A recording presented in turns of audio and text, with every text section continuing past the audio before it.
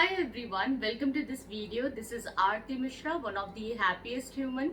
आज के सेशन में हम ये बात करेंगे कि डिप्रेशन से आप कैसे बाहर आ सकते हैं और अगर आज आप एक बहुत स्ट्रेसफुल कंडीशन में हैं, बहुत डिप्रेस्ड है और आपको ऐसा लग रहा है कि आपकी पूरी लाइफ अंधेरे में है, तो कैसे निकलेंगे। ऐसी सिचुएशन को मैंने खुद फेस किया है और मैंने क्या किया उस डिप्रेशन से बाहर आने के लिए। मुझे डिप्रेशन हुआ क्यों था ये भी मैं आपको एंड ऑफ द वीडियो में बताऊंगी और मैंने उसे कैसे ओवरकम किया वो मैं आपको बताऊंगी। तो मेरा पर्सनल एक्सपीरियंस ये है गाइस कि जितने भी लोगों से मैंने बात की है उनका कहना है कि डिप्रेशन हमेशा सभी को अलग अलग तरीके का होता है और अलग अलग वजह से होता है। स्टूडेंट्स को स्टडी का डिप्रेशन हो सकता है, या आप फैमिली में किसी को जब लूज कर देते हो अपने किसी बहुत करीबी को तो आपको डिप्रेशन हो सकता है, या अगर आपको कोई बहुत बुरा इंसिडेंट आपने फेस किया लाइक कोई असॉल्ट, कोई मोलेस्टेशन टाइप की कोई ऐसी कोई चीज़ अगर फेस करते हैं लोग तो भी वो डिप्रेशन में चले जाते हैं। बेसिकली डिप्रेशन का मतलब ये हो जाता है कि कुछ ऐसा हो गया है आपके साथ, कुछ ऐसे थॉट प्रोसेस आपके दिमाग में है जो आप किसी से डिस्कस नहीं कर पा रहे हो। मतलब आपको ये समझ नहीं आ रहा है कि मैं ये किसको बताऊं और कोई इसका सही समझ पाएगा क्या, इसका कोई मुझे सही सॉल्यूशन दे पाएगा। और अंदर ही अंदर ओवर थिंकिंग करते करते आप परेशान हो जाते हो। और इसका सबसे बड़ा सॉल्यूशन अगर कोई है तो वो है कि अपने आप को उस चीज़ से डाइवर्ट करना। यानी कि अगर आप उसी चीज़ के बारे में सोचते रहोगे तो आपको डिप्रेशन तो रहेगा ही और हमेशा आपको ऐसा लगेगा कि लाइफ ख़त्म हो गई है, वही एक चीज़ जो हो गई है आपके लाइफ में अब वो आपको लेकर के चलते रहना पड़ेगा। वो लाइफ लॉन्ग आपको कोई प्रॉब्लम मिल गई है, अब उसी के साथ आपको जीना पड़ेगा, उसके हिसाब से बाकी प्लान्स आपको चेंज करने पड़ेंगे। ऐसे भी थॉट प्रोसेस माइंड में आते हैं। तो इससे निकलने का सबसे अच्छा तरीका है कि अगर आप नॉन वर्किंग हो तो आप वर्क करना शुरू कर दो, जॉब करना शुरू कर दो। Like don't think about money and payment, just do it. या अगर आपको आर्टिस्ट टाइप की चीज़ें पसंद है, आप क्रिएटिव हो, तो आप अपना उस क्रिएटिविटी में चले जाओ, उस चीज़ को यूज़ करो। जैसे कि हो सकता है आपका ये डिप्रेशन, आपकी ये थॉट प्रोसेस आपको बहुत अच्छी पोएम्स लिखने में हेल्प कर दे, या आपको बहुत अच्छी पेंटिंग्स बनाने में हेल्प कर दे, या बहुत अच्छा कोई एम्ब्रॉयडरी करने में हेल्प कर दे, या कुछ और करने में आपको मदद ला दे। तो कुछ भी आप जो आपको पसंद आता है ना उस तरफ जाने की कोशिश करो। अब मैं आपको बताती हूँ कि मुझे डिप्रेशन कब और क्यों हुआ था और मैंने उससे बाहर आने के लिए क्या किया था। तो आप भी शायद अगर वो चीज़ें करें तो आपको हेल्प होगी। तो मुझे डिप्रेशन हुआ था guys, it is known as postpartum depression. Postpartum depression होता है न्यू मॉम्स को आफ्टर बेबी डिलीवरी। ये एक ऐसा डिप्रेशन होता है जिसमें कि जो भी आफ्टर हम जब मदर बनते हैं तो वो एक नया एक्सपीरियंस होता है। अब आप बोलेंगे ये तो बहुत अच्छा एक्सपीरियंस होता है, बच्चे तो बड़े क्यूट होते हैं, उनके साथ तो बड़ा मज़ा आता है, तो इसमें डिप्रेशन कैसे हो सकता है। बट ऐसा भी डिप्रेशन होता है गाइज। ये जो डिप्रेशन होता है इससे निकलने का तरीका क्या होता है कि आप जो है अपना माइंड अपने बेबी के साथ साथ दूसरी चीज़ पे भी डाइवर्ट करते हैं। ये किस तरीके से इफेक्ट करता है माइंड को। जब मैं न्यू मॉम बनी थी तो मेरे ऊपर बहुत सारी रिस्पॉन्सिबिलिटीज़ आ गई थी, बहुत सारी चीज़ें मुझे अकेले हैंडल करनी थी और हम एक न्यूक्लियर फैमिली में थे। तो मेरे पास कोई ऐसा नहीं था जो मुझे हेल्प आउट कर सके। इनिशियली तो लोग आते ही हैं, of course your mother is there, your mother in law, बहुत कुछ लोग इनिशियली होते हैं, पर वो 1 हफ्ता 2 हफ्ता 4 हफ्ता कुछ हफ्ते तक रहेंगे आपके साथ, फिर दे विल गो। क्योंकि सबके अपने अपने काम और अपनी एक लाइफ होती है। कोई हमेशा आपके लाइफ में 24 घंटे आपको सपोर्ट करने के लिए रुकेगा नहीं। और जब वो सारी चीज़ें मेरे ऊपर आ गई तो उस टाइम मेरी डॉटर अराउंड 2 मंथ्स की थी। तो मुझे ऐसे लगने लग गया कि मैं तो छोटे से बच्चे को कैसे संभालूंगी, क्योंकि मैं स्टडी कर रही थी and I got married too early. तो मेरे लिए ये एक ऐसा एक्सपीरियंस था जिसमें मुझे ऐसा लग रहा था कि मेरी लाइफ तो इसी में चली जाएगी अब, क्योंकि मेरा सारा टाइम उसी में जा रहा था। मैं पूरा दिन अपने बेबी के साथ इतना बिजी हो जाती थी कि मैं कुछ और कर ही नहीं पाती थी। मुझे लगता था कि शायद जो भी मैंने सोचा था, जो भी मेरे प्लान्स थे लाइफ के, वो अब सब फेल हो चुके हैं। अब वो कभी मैं दोबारा उस चीज़ को आगे लेकर के सेटल डाउन नहीं हो पाऊंगी। और शायद जो होना था, जितनी पढ़ाई होनी थी, जो जॉब और करियर होना था वो हो चुका है, अब कुछ नहीं होने वाला आगे, अब ऐसे ही रहना पड़ेगा। और इस थॉट ने मुझे अंदर ही अंदर खाना शुरू कर दिया था। मतलब मैं बहुत खुश थी अपने बेबी के साथ और सब चीज़ों के साथ, सबका मेरे पास सपोर्ट भी था, पर फिर भी मुझे ऐसा लग रहा था मुझे कोई सपोर्ट नहीं कर रहा है, मुझे कोई समझ ही नहीं रहा है, मुझे मैं किसको ये बताऊँ और मैं फँस गई हूँ कहीं, ऐसा लग रहा था मुझे। तो अब मैंने क्या सोचा कि ऐसा तो मैं हमेशा सोचती रह जाऊँगी, मुझे उसी में से टाइम निकालना पड़ेगा। जब आप डिप्रेशन में चले जाते हैं तो आप फ़ील करेंगे कि आप अपना ख़्याल रखना भी भूल जाते हैं। जैसे कि मैं खुद ही मतलब रोज़ का जैसे मुझे रेडी होना बहुत पसंद होता है, बाहर जाना बहुत पसंद होता है, this is a kind of hobby for me. तो मेरा वो सब छूट गया था, मतलब ना मैं अपने फैशन सेंस पे ध्यान दे पा रही हूँ, ना मैं अपने फ्रेंड्स से बातें कर पा रही हूँ, ना मैं कहीं घूमने जा सकती हूँ, क्योंकि मुझे कहीं पे भी जाना है तो मुझे उस बेबी को लेके जाना है, उसकी पहले तैयारी होनी चाहिए, उसको पहले देखना है क्या वो पोजीशन में है, क्या मैं उसको लेके जा सकती हूँ बाहर, क्या वो सारी चीज़ें रेडी हैं जो चाहिए होंगी बेबी के लिए, अगर नहीं है तो मैं भी नहीं जा सकती हूँ। और अगर मैं जाऊँगी तो मुझे उस पर ध्यान देते रहना पड़ेगा, जैसे एक फ्रीली आप रहते हो वैसे आप नहीं रह सकते हो। तो अब ये चीज़ें मुझे बहुत तंग करने लगी थी। मैंने अपना ध्यान रखना भी बंद कर दिया था। जैसे अपना खुद का खाना-पीना ठीक से, लेज़र टाइम एन्जॉय करना, रेडी होना और अलग-अलग लोगों से बातें करना या घूमना-फिरना, कुछ भी काम करना, अपनी पढ़ाई-लिखाई करना, सब कुछ ही छूट गया।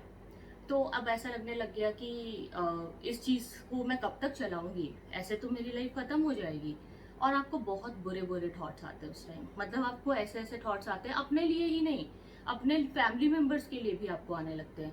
आपको ऐसा लगता है कि इस मेंबर से भी मुझे दूर हो जाना चाहिए, इस मेंबर से भी मुझे दूर हो जाना चाहिए, ये भी मुझे नहीं समझते, वो भी बुरे हैं, ये भी बुरे हैं। आपको अपने सारे जो क्लोज़ रिलेटिव्स हैं, वो भी बुरे लगने लग जाते हैं उस टाइम। ऐसा मेरे साथ भी हुआ था। और इसके बाद मैंने ये सोचा कि अगर ये चीज़ हो रही है तो मतलब ये कि मैं कुछ चीज़ों के बारे में ओवरथिंकिंग करने लगी। और शायद लकीली मुझे ऐसा लगा कि मुझे क्या पसंद है, मैं कहाँ मतलब डाइवर्ट कर सकती हूँ अपने माइंड को। क्योंकि मैंने जो है पोएम्स और नॉवेल्स लिखने का मुझे बड़ा शौक था और I used to write a lot. लेकिन मैंने वो चीज़ बहुत पहले छोड़ दी थी, क्योंकि मैं कुछ और कामों में इतना व्यस्त हो गई थी कि मैंने अपनी वो हॉबी भी छोड़ दी थी और दोबारा उसे पिकअप करने का मेरा मन नहीं कर रहा था। अब उसके बारे में हम किसी और वीडियो में बात करेंगे कि why I left writing poems and all. That would be a different topic, उसके लिए आप वेट करो। अभी आज का डिप्रेशन के उस पे स्टिक रहते हैं। तो फिर मैंने सोचा कि चलो मुझे क्या पसंद है, जो चीज़ मुझे बहुत ही पैशन से मैं फॉलो करती हूँ, तो वो थी टीचिंग।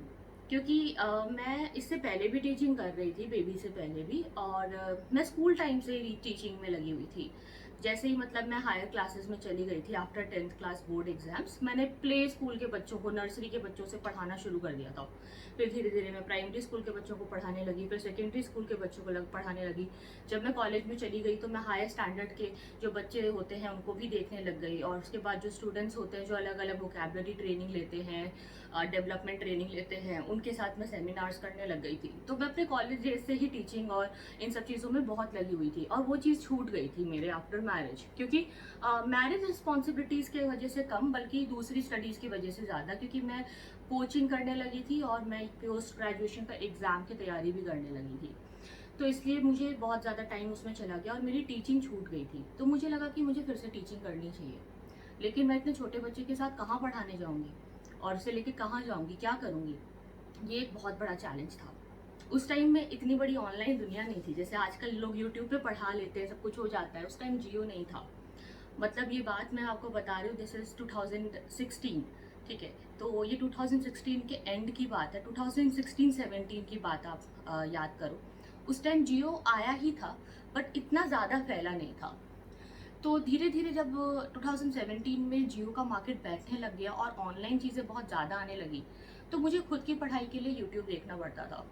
अब मैंने सोचा कि ये एक अच्छी चीज़ है, अगर मैं ऑनलाइन पढ़ाना शुरू कर दूँ। अ, मुझे पता था कि इनकम कुछ भी नहीं आएगी शुरू में, एजुकेशनल चैनल्स पे वैसे भी कोई इनकम नहीं होती है, और अगर आप किसी के साथ भी काम कर रहे हो, किसी के अंडर भी काम कर रहे हो, तो वो भी आपको शुरू में कुछ ज़्यादा देंगे नहीं। तो मुझे पता था कि पेमेंट तो कुछ नहीं मिलने वाली, और मुझे अपने ऊपर भी ऐसा नहीं था कि मैं बहुत अच्छे से टीचिंग कर दूँगी। लेकिन मुझे ये था कि अगर मैं स्टार्ट करती हूँ, तो इनिशियली ये पेमेंट के लिए नहीं है, ये अपने खुद के रिवीजन, अपने खुद के माइंड डाइवर्जन के लिए है। और मैंने उस थॉट प्रोसेस से शुरू किया पढ़ाना, और आप मानोगे नहीं कि वो चीज़ इतना अच्छा हो गया कि वो एक करियर अपॉर्चुनिटी के जैसे मेरे सामने आ गया, और वो इतने अच्छे से ग्रो हो गया कि I became one of the top educator. और ये मैंने सोचा भी नहीं था कि ऐसा हो सकता है, क्योंकि मेरा इंटेंशन कभी मनी नहीं था। शायद ये एक बहुत बड़ा रीज़न है। अगर मेरा ये इंटेंशन होता कि अरे मैं कितना कमा रही हूँ और क्या मैं पूरा दिन लगी हुई हूँ तो इससे मुझे कुछ मिल रहा है, तो अगर मैं भी यही सोच के कर रही होती तो शायद मैं भी एक नॉर्मल, एक बहुत ही छोटे लेवल पे ही रह जाती। इतना ज़्यादा पॉपुलर टीचर की तरह मैं अपने स्टूडेंट्स से नहीं मिल पाती। लेकिन वो चीज़ इसीलिए पॉसिबल हुई क्योंकि मैंने एक दूसरा अप्रोच रखा था। उस टाइम मेरा मोटिव था कि बस मुझे पढ़ाना है। ऐसे ही आप भी कुछ सोचो, मतलब कुछ तो आप कर सकते होगे। जैसे मुझे टीचिंग का पैशन था, टीचिंग मेरे लिए सांस लेने जैसा है। ऐसे आपके लिए भी कुछ ऐसा होगा ज़रूर आपकी लाइफ में। कुछ भी हो सकता है वो। थिंक अबाउट इट और अपना माइंड वहाँ डाइवर्ट कर दो। अगर आप कोई भी काम करना शुरू कर दोगे ना, आपके ऊपर वर्क प्रेशर इतना ज़्यादा होगा, क्योंकि आप छोटा सा भी काम करते हो ना उसका एक प्रेशर बन जाता है। जैसे मैंने टीचिंग इंडस्ट्री में मैं गई तो मेरे पास एक प्रोजेक्ट्स आने लगे, टारगेट्स आने लगे कि आपको इतनी देर तक ऐसे ऐसे पढ़ाना है और ऐसा ऐसा करना है, इतना टारगेट आपका मंथ में कंप्लीट होना चाहिए। तो मेरे पास एक वो चीज़ होती थी जिसके बारे में अब मैं ज़्यादा सोचूंगी और अपने डिप्रेशन की वाली जो बातें हैं उससे मैं निकल जाऊंगी। और कब तक हम उसके बारे में सोचते रहेंगे? एक लिमिट तक किसी चीज़ के बारे में आप सोच सकते हो, अगर वो सॉल्यूशन ओरिएंटेड थिंकिंग है तो सही है, अदरवाइज वो वेस्ट है। वो डैमेज कर रही है आपके सोल को, आपके ब्रेन को, आपकी बॉडी को, आपको फिजिकली मेंटली परेशान कर रही है। जो चीज़ आपको डैमेज कर रही है उसको छोड़ देना चाहिए। लास्ट में मैं यही कहूँगी गाइस कि वन लाइफ, एक ही लाइफ है। उसको डिप्रेशन में सोचते सोचते, दूसरों को खुश करने के चक्कर में ये करना वो करना, डाइटिंग करना, ऐसा करना वैसा करना, उसकी ज़रूरत नहीं है। एक लाइफ है आपके पास, उसे पूरा एंजॉय करो और जो करना चाहते हो उसको अचीव करो। जैसे मुझे टीचिंग बहुत पसंद थी और मैंने उसे इतना इतना पसंद आया, मुझे वो पैशनेट होकर मैंने किया कि वो मेरा करियर बन गया और पता भी नहीं चला कि कैसे उसमें मुझे इतनी ज़्यादा तरक्की मिल गई। तो ऐसा ही हो सकता है। अगर आप भी किसी अच्छे से इंटेंशन से कोई चीज़ शुरू करेंगे तो आप अपने डिप्रेशन से भी निकल जाएंगे। आपका माइंड डाइवर्ट होना चाहिए, मतलब कैसे भी करना है आपको। अब ज़रूरी नहीं कि काम करके ही हो, मतलब आप किसी से बात करो, किसी को भी बताओ, अपने फ्रेंड को बताओ, अपने फैमिली मेंबर से बात करो, किसी कोई आपको ऐसा लगता है कोई बड़ा है जो आपकी हेल्प कर सकता है इस चीज़ में, तो आप उनसे बात कर सकते हो। मुझे इसमें बहुत हेल्प की थी जो मेरी सिस्टर इन लॉ हैं, मतलब अजीब बात है बोलने में, बट मैंने मेरे साथ दिमाग में बहुत सारे थॉट प्रोसेस आ रहे थे, हेल्प नहीं बट उन्होंने मुझे बहुत अच्छी एडवाइसेस दी थी और वो एडवाइसेस मुझे बहुत हेल्पफुल रहे। तो जो मेरी जेठानी थी उनसे मैंने बात की थी और इस टाइम मैं और किसी से डिस्कस नहीं कर सकती थी उन चीज़ों को, और उनसे जब मैंने बात की तो उन्होंने मुझे बहुत स्टेबल एडवाइसेस दिए। कभी भी उस चीज़ को ये नहीं देखा कि अच्छा ये डिप्रेशन में है तो मैं इसे कुछ और बोल दूँ और शायद वो करने लगेगी। नहीं। तो ये चीज़ें हैं गाइस, जो आप भी किसी ऐसे बंदे पे जिस पर आपको ट्रस्ट है और जो आपसे बड़ा है, जिसको ज़्यादा लाइफ का एक्सपीरियंस है, उससे पूछो और वो आपको हेल्प करेगा।